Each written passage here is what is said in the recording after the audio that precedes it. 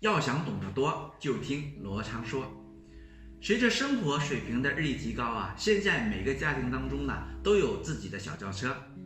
可是当我们在买车选车牌号码的时候呢，大家都会很纠结。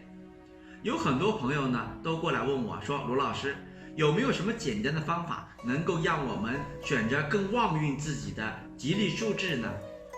那么今天呢，罗老师就要教给大家一个简单的选择吉利数字、旺运数字的小妙招。首先呢，每一个人都有自己的生肖属性。那么比如说属鼠的朋友啊，那您选择什么样的数字更旺运您呢？您就可以选择属1或6的这两个数字，对您呢运势和财运呢就会很旺助。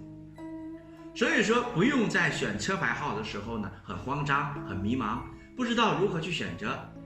每个生肖呢都有它自己的幸运吉利数字。属鼠的朋友呢，您就选择1和6这类数字就比较旺运。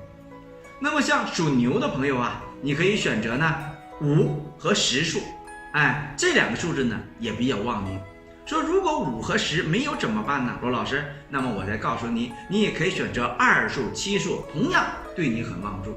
为什么呢？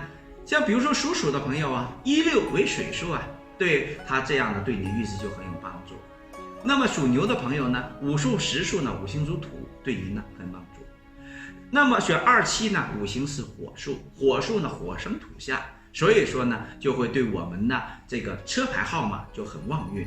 车牌号码选择了吉利数字，对您的运势呢就会有很大的帮助，这样对您的工作效率和您的财运呢都会有很大的一个注意和提升。好，要想懂得多，就听罗昌说。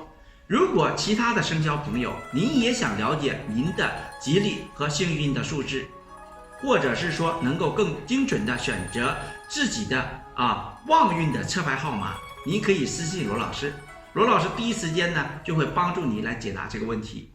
点击关注罗昌说头条号，私信回复预测2个字，即可享受每周限量的免费排盘预测，还有更多的线上活动能够参与哦。